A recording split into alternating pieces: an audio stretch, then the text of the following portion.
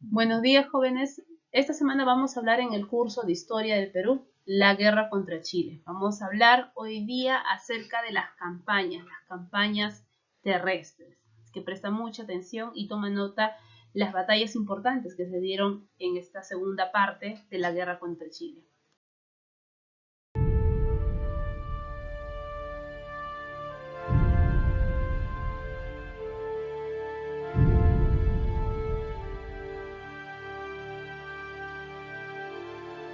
Hijo, ¿puedes escucharme, por favor? Sí, puedo. Pero esta historia ya la hemos escuchado antes y... Los libros no cuentan los sentimientos y vivencias de los que estuvieron allí. Ni siquiera los motivos, solamente los hechos. ¡Ayuda! Muchas veces conlleva esfuerzo el deseo de conocer la verdad. Ha llegado un nuevo mensaje desde Tacna. Las tropas de la Alianza se retiran hacia el interior. Parece que todo está perdido. Nunca llegarán hasta aquí. Todos somos veteranos, tenemos buenos oficiales. Por mi parte, coronel, los informantes dicen que los chilenos cuentan con 3 brigadas de artillería de 22 cañones Krupp y 12 ametralladoras modernas de largo alcance. Dígame, ¿es inteligente no rendir esta plaza? Como hombres ya cumplimos con nuestra ración. ¿Elmore ha dicho algo? No ha querido hablar, solamente repite y repite que todo Arica está minado. Es que Arica y el Morro son un polvorín. ¡Ustedes no tienen los recursos necesarios! Hablará pronto. ¿Por la razón o por la fuerza? Me está matando usted, Alfonso, con esta incertidumbre. Que algunos compatriotas, ni bien se supo la declaratoria de guerra, de inmediato abandonaron el país y se fueron al extranjero o a Europa. Cuando esto acabe nos vamos a Iquique a criar a nuestro hijito. Muchas veces la gente no entiende que en el fragor del combate se tienen que tomar decisiones inmediatas, sobre la marcha. No se trata de cobardía, se trata de supervivencia. ¿De qué le sirve al Perú un ejército de muertos? La patria somos todos. Eso es lo que han labrado nuestros padres, lo que queremos para nuestros hijos. Replegarnos, un repliegue estratégico, por ahí que nos encontramos con la fuerza de Leiva, de Montero, hasta los bolivianos. Somos la última esperanza y el último bastión en el sur del Perú. Acá nos quedamos. Y la patria se defiende y no se vende. Si el niño nace y yo no he vuelto, quiero que le pongas Felipe.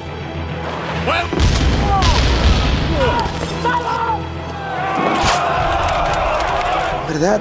Ugarte se lanzó desde el Morro, a caballo. No me ha dicho cuándo partirá a París para casarnos. No, fue una batalla muy dura, pero la ganamos. Eso es lo que cuenta. ¡No hay gloria sin dolor! Arica no se rinde. Nunca reclames nada, para que no se crea que mi deber tiene precio. Él era el padre de todos. Echen esos cuerpos a descansar. Se espera una jornada muy dura. ¡No me rindo! ¡Vive el Perú, carajo! ¡No! Pelear hasta que pare. El último cartucho. Hijo, uno no ama lo que no conoce.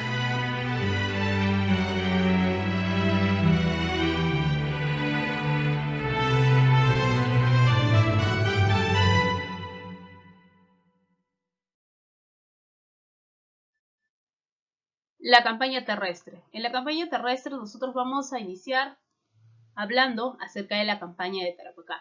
En la campaña de Tarapacá se dieron 3 sucesos importantes: el desembarco en Pisagua, la batalla de San Francisco y la batalla con el mismo nombre, la batalla de Tarapacá. En esta llamada campaña terrestre, recuerda que una vez que Chile se nombró dueño del mar, ellos transportaron aproximadamente 10.000 hombres rumbo ¿a dónde? A Pisagua, iniciando así la campaña del sur, que comprende las acciones desarrolladas de Tarapacá y Tacna y Arica. En el desembarco de Pisagua, este desembarco se va a dar el 2 de noviembre, el ejército chileno procedió a desembarcar en Pisagua, luego de 2 intentos fallidos en que fueron rechazados por los peruanos comandados por Isaac Ricabero. Los chilenos lograron apoderarse de las instalaciones, además de agua potable y pertrechos que en su veloz huida los peruanos olvidaron destruir. En la siguiente batalla tenemos la batalla de San Francisco. Los chilenos vencen a los peruanos en esta batalla el 19 de noviembre. El ejército peruano perdió su artillería. Es digno de mencionar el sacrificio del héroe cusqueño Ladislao Espinar. Y en la batalla de Tarapacá fue la única, jóvenes, la única victoria de nuestra fuerza en la campaña del sur. Nuestros soldados, en este caso mandados por Juan Buendía, Belisario Suárez, Andrés Avelino Cáceres, entre otros, vencieron a los chilenos el 27 de noviembre de ese mismo año, causando grandes bajas, capturando su artillería, además de 2 de sus banderas. Cabe destacar el heroísmo de Cáceres y el de Mariano de los Santos. Mientras tanto, el presidente Prado viajaba a Europa a comprar más barcos y armamentos, dejando al general Lapuerta encargado del mando. Nicolás de Piérola, aprovechando la coyuntura, depuso a Lapuerta y se autoproclama dictador. En Bolivia algo parecido ocurría. El general Narciso Campero hacía lo propio con Hilarión Daza, convirtiéndose también en el dictador de ese país. Y además de tener enfrentamientos con Chile, también el Perú tenía que enfrentar problemas internos de quién ocupa o quién tiene el cargo idóneo a la presidencia. Tenemos aquí la campaña de Tacna. En la campaña de Tacna tenemos la batalla de Los Ángeles, la batalla del Alto de la Alianza y la batalla de Arica. Empezaremos a hablar acerca de la batalla de Los Ángeles. Esto se dio el 22 de marzo de 1880. Los chilenos, al mando del general Baquedano, derrotaron a un ejército peruano comandado por el coronel Andrés Gamarra en un lugar desértico conocido como Los Ángeles en Tacna. Luego de la derrota, en este caso, se va a proceder a la invasión de Tacna por parte de los chilenos. Y es así que los chilenos se van a apoderar de Tacna aproximadamente, luego de la firma del Tratado de Ancón, se van a apoderar de Tacna aproximadamente 50 años. Luego tenemos la batalla del Alto de la Alianza, o también llamado la batalla del Campo de la Alianza. Tuvo lugar en la meseta de Intiorco. Es donde el ejército aliado enfrentó a los chilenos el 26 de mayo. Los jefes aliados Campero, Camacho y Montero nada pudieron hacer para evitar el desastre. El ejército peruano perdió su caballería y los bolivianos huyeron hacia su país, retirándose definitivamente del conflicto. Se había roto la alianza. Baquedano aprovechó esta victoria para marchar rumbo a Arica. Luego, una vez que los chilenos llegaron a Arica, se va a dar la siguiente batalla, la batalla de Arica, que quizás tú ya lo conoces.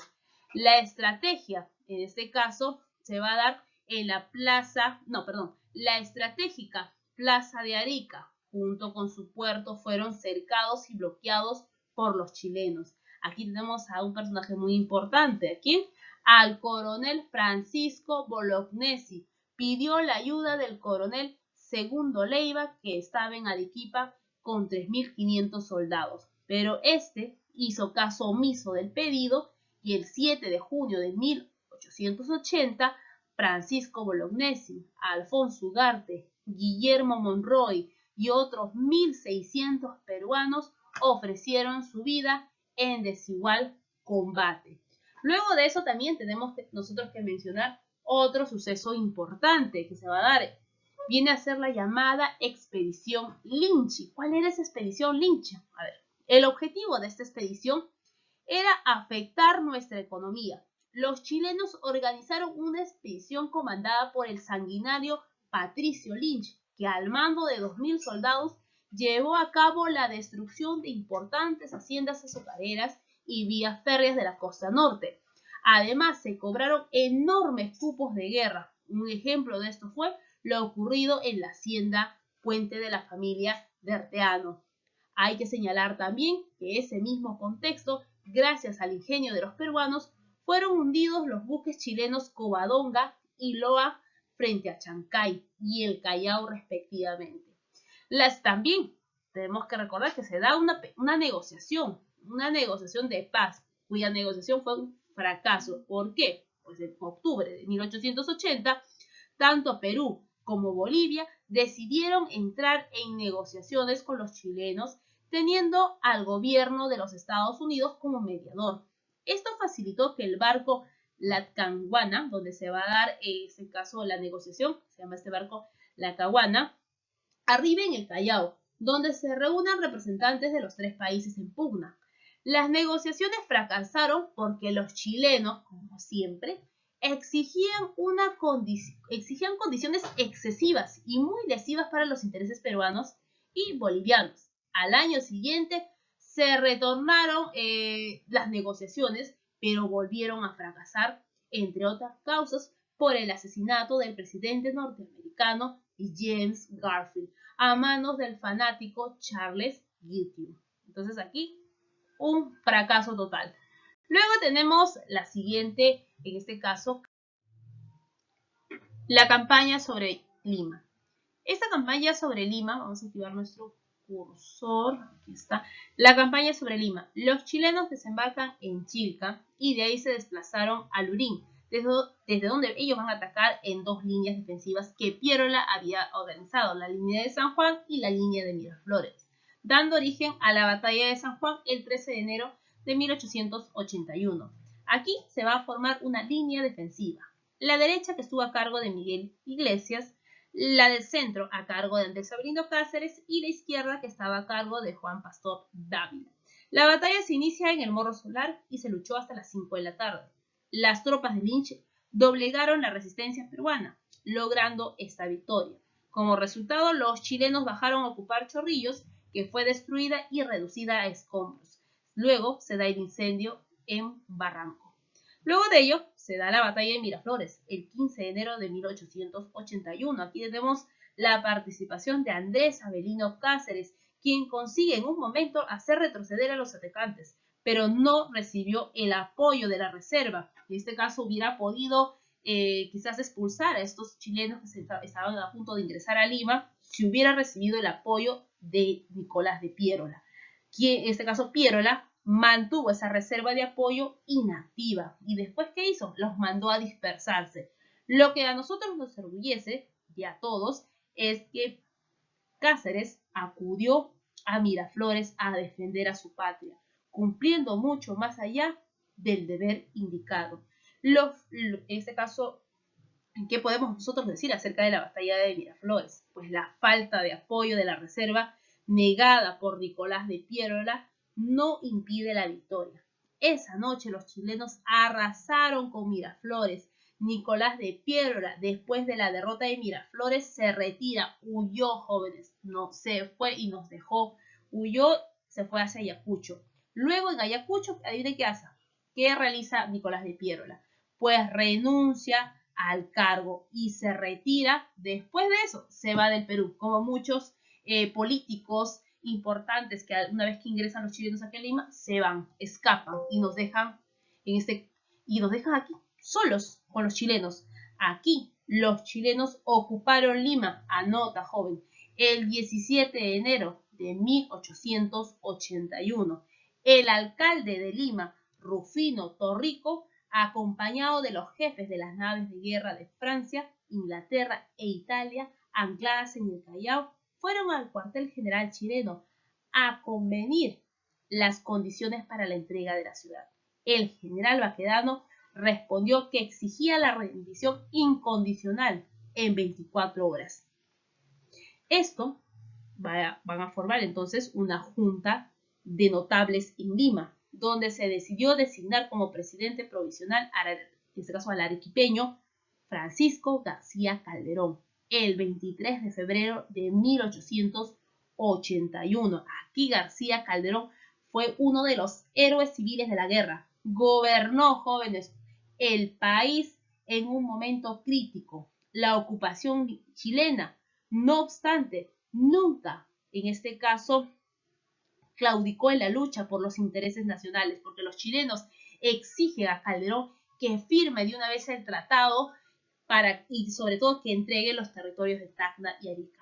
Calderón no acepta, ¿no? Y como lo expliqué en la anterior diapositiva, pues Calderón es destituido de su cargo y de esta manera ingresa otro personaje que viene a ser Iglesias. Incluso al gobierno de Calderón lo conoce por el gobierno de el gobierno de la Magdalena. Una vez producida la ocupación de Lima, Los chilenos trataron de financiar al ejército de ocupación desde el propio territorio ocupado.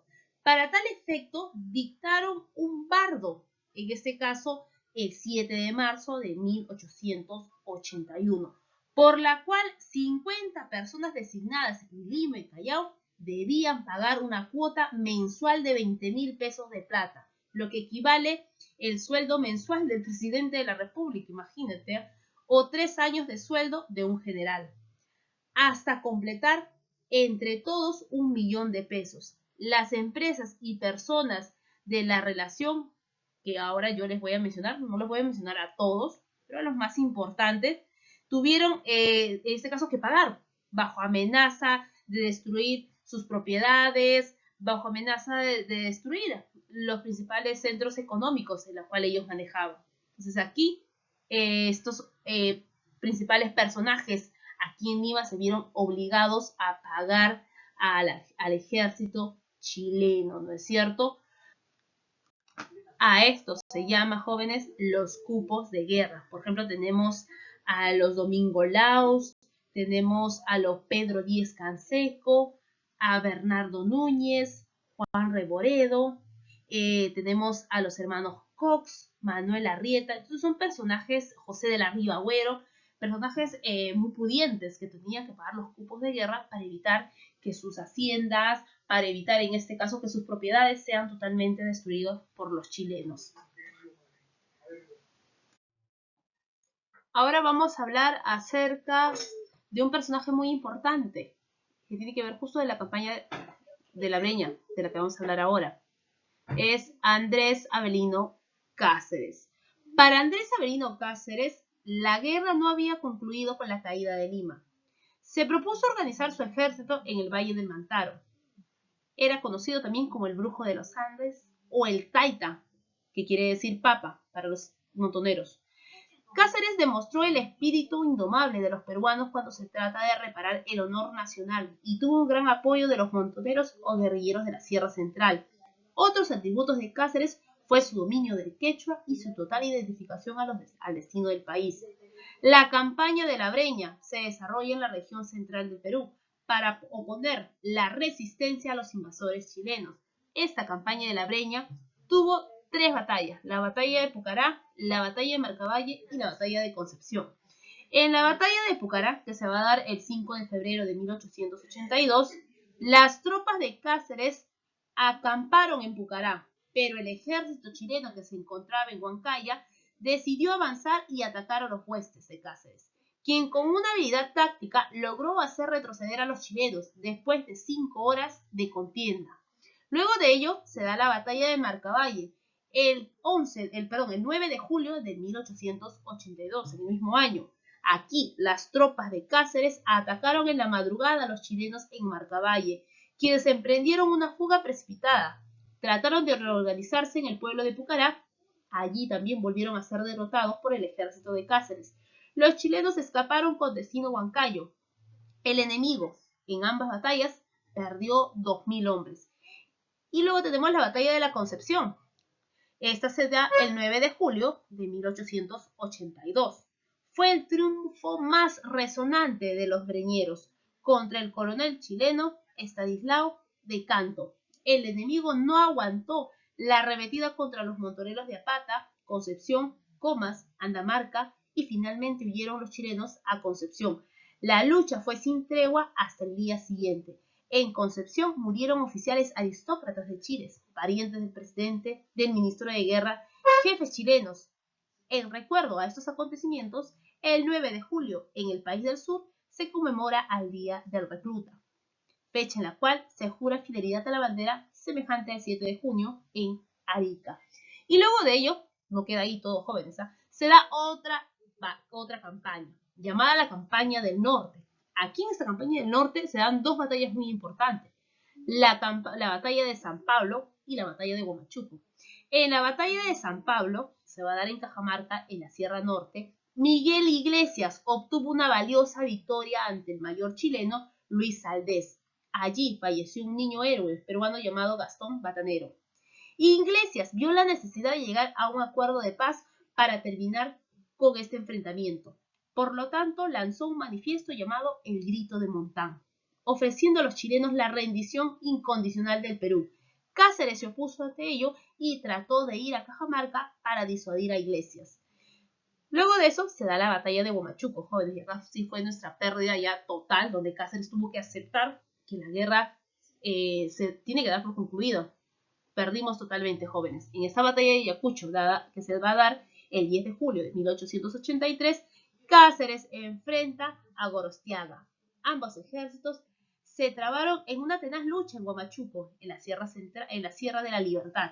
Cáceres estuvo por doblegar a sus adversarios, pero se retira debido a la falta de municiones, cayendo herido Leoncio Prado, que fue ultimado mediante la orden del repaso. Entonces aquí damos nosotros ya, acá Cáceres ya no podía continuar más con ninguna batalla, porque no contaba con el apoyo de él y de sus montoneros. Estos oligarcas prefieren mil veces a apoyar a los chilenos, en este caso, que apoyar a Cáceres y sus montoneros. Es por ello que Iglesias va a firmar el famoso Tratado de Ancón, donde vamos a dar por concluido el conflicto entre Perú y Chile, donde Perú va a perder una serie de territorios producto de la firma de este tratado. ¿Cuáles son las consecuencias que va a traer esta guerra? Una de ellas es el endeudamiento externo. Se da la pérdida de riqueza, de salitre y guano, porque a Chile teníamos que pagarle, como nosotros no teníamos dinero, Chile se va a cobrar con nuestro guano. ¿Cómo se puede decir? Era un pago por la guerra que se había dado, por todo lo que Chile había gastado en enfrentarse con el Perú. Se da también la depresión del comercio, de la minería y la agricultura. Se da un saqueo de los bienes culturales peruanos que Chile se lleva a su país. Se da una destrucción de la industria azucarera, se da la llamada chilenización a las zonas cautivas de Tacna y Arica y además de ello, recuerden que va a estar en territorio chileno por un lapso de 10 años. Y bueno, tuvimos que ceder definitivamente, esto sí no pasó por el plebiscito, pero tuvimos que ceder definitivamente Tarapacá. Y recuerden que Tarapacá era la provincia que tenía una mayor cantidad de salitre. Ante ello, el Perú tenía un difícil proceso que tenía que desarrollar, reconstruir su aparato productivo. A la siguiente fase, después de esta guerra, viene a denominarse la llamada reconstrucción nacional. Y desde esa reconstrucción, lo cual nosotros vamos a hablar en nuestro siguiente material. Por último, hablaremos acerca de la reconstrucción nacional, o también llamado segundo militarismo, que se va a dar entre los años de 1884 a 1899. En este segundo militarismo vamos a evaluar un poco acerca del aspecto económico, político y social. En el aspecto económico, pues sufríamos los efectos de una crisis económica. Se fue desarrollando una economía basada en la agroexportación de productos agropecuarios terminados que se vendían en el extranjero.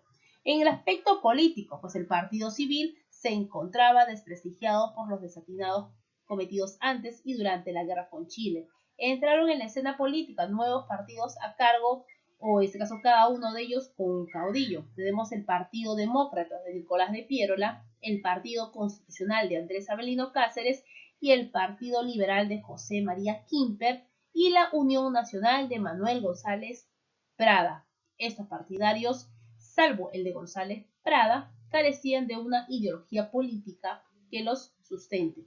Y en el aspecto social, en esta época llega a nuestro país las llamadas corrientes nuevas, como el positivismo y el anarquismo. El primero que buscaba el desarrollo de la sociedad y el segundo que sostenía que la libertad es su máxima expresión, debía regir a los destinos de nuestra sociedad.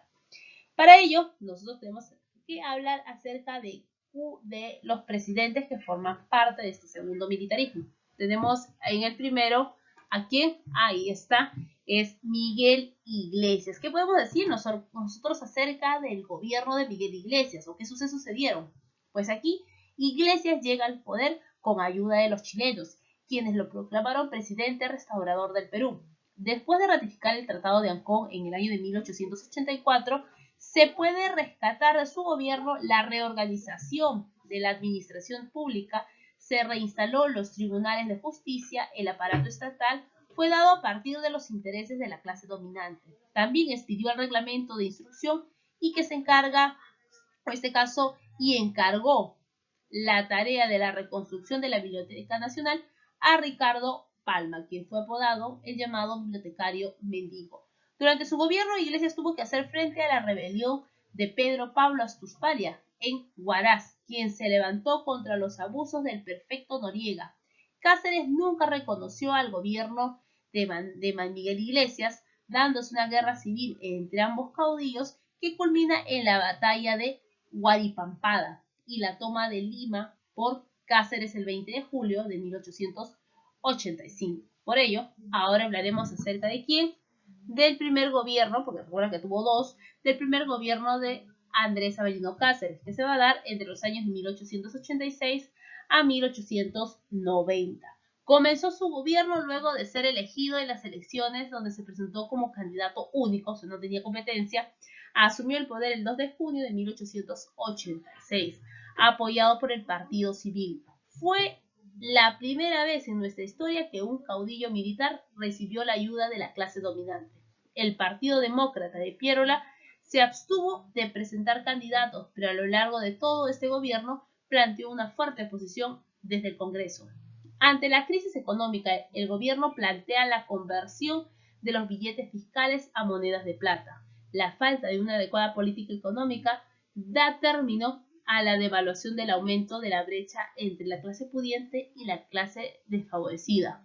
Para paliar esto, se establecieron nuevos impuestos al alcohol y el tabaco. Además, aumentó el precio del papel sellado y creó el estanco del opio. Eso con el fin de recuperar, jóvenes, nuestra economía.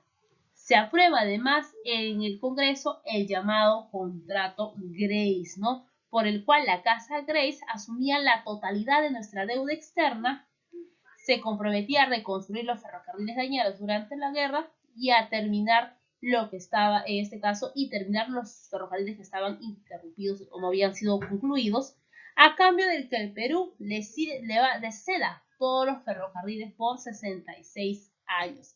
Establecía la libre navegación en el lago Titicaca y enviaría 3 toneladas anuales de guano, y en este caso cedería 2 millones de hectáreas en la selva del Perenne y pagaría además 35 anualidades de 80.000 libras esterlinas, ¿no? Además se van a dar los tenedores de bonos que fueron reemplazados por la Peruvian Corporation en el año de 1890. El contrato fue revisado y modificado en los gobiernos de José Pardo y Barrera y Agustín Leguía, ¿no, jóvenes? Entonces aquí vemos un tratado, se realiza un contrato Grace, donde esta casa se va a apoderar de todos nuestros recursos. Ya el Estado peruano no se va a encargar de la extracción de los recursos, sino esta empresa, que además de entregar nuestro guano, le entregamos por 66 años todas nuestras líneas ferroviarias. Ante ello, tenemos ahí el siguiente, ¿no es cierto? El gobierno de Remigio Morales Bermúdez. Este personaje, con el apoyo del partido, asume el gobierno luego de unas elecciones manipuladas. Se aprobó la ley de se aprobó la ley de protección a la industria minera, lo que a lo largo permitió el despegue de nuestra minería en los años siguientes. También durante su gobierno, vamos a ver, ahí está Morales Bermúdez, entonces Cáceres, durante su gobierno, ¿qué va a pasar? Pues se va a dar una lucha social durante su gobierno se da la ley de habeas corpus, se va a firmar también un tratado con Ecuador, el llamado Tratado García Herrera. Se va a dar luchas sociales que agravaron dándose huelgas de los agentes de aduana, huelga de los obreros, huelga de los cigarreros, huelga de los trabajadores, infinidad de huelgas durante su gobierno, lo cual, lamentablemente, el presidente Morales Bermúdez va a morir, ¿no? En estas manifestaciones que se van internas en nuestro país, va a morir el 1 de abril de 1894. Va a ingresar al poder el coronel Justiniano Borgoña, quien va a convocar a elecciones, y se inicia el segundo gobierno de Andrés Avelino Cáceres entre los años de 1894 a 1895, elegido nuevamente como candidato único. Durante su periodo no hizo obra alguna, pues solo gobernó 6 meses. teniendo que enfrentar una fuerte oposición y una serie de levantamientos en el interior que fueron canalizados por la coalición nacional, formando por el Partido Demócrata de Piérola, al que se sumaron el Partido Civil y la Unión Cívica. Estos partidos van a armar la llamada Coalición Nacional para destituir a Andrés Avelino Cáceres. Por ello que el 17 de marzo de 1895, Nicolás de Piérola y los suyos ingresaron por la portada de Cocharcas, y luego de días de enfrentamiento que causaron 3.000 bajas. En este caso, en ambos bandos, el cuerpo diplomático pereció por el llamado, este cuerpo diplomático, precedido por el nuncio apostólico del Monseñor Machi, pactó una tregua. A Cáceres no le quedó otra alternativa que renunciar y viajar al extranjero, formándose una junta de gobierno que va a estar presidida por Manuel Candamo, lo cual convoca a elecciones y sale como ganador Nicolás de Piérola. Y ahí se inicia el segundo gobierno de Nicolás de Piérola. Pero de esa clase ya vamos a hablar en nuestra siguiente semana. Chicos, espero que se haya entendido un poco acerca de las obras más importantes durante la llamada Reconstrucción Nacional. No te olvides repasar y también estudiar tu libro. Y nos vemos en la tarde, jóvenes.